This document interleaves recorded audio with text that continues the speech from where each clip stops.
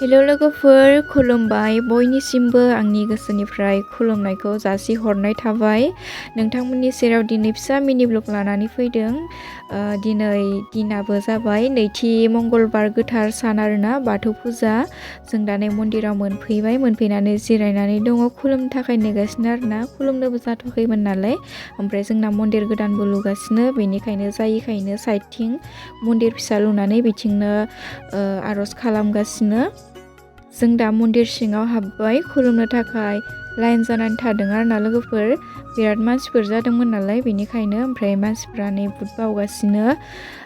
आङो बुट प्रसाद लांनाय जायासै आरोना, बिदिनो आलारि बाथि आन्था लांनानै खुलुमनानै फैबाय आरोना लोगोफोर। ओमफ्राय नै जोंना आर'ज हान्जाफोराबो खुलुमखांनानै जों नै जिरायनानै दङ, साहा लोंनो थाखाय नेगासिनो आरोना जोंना नै सियारानियाबो।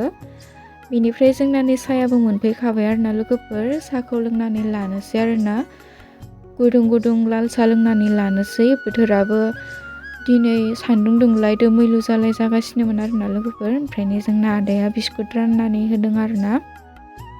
बिदिब्ला जोङो साहाखौ लोंनानै लानोसै आरोना लोगोफोर। जों साथाम फैदोंमोन आरोना लोगोफोर। जोङो जमा जमासो थांखायो आरो जेरावखि थाङा मानो।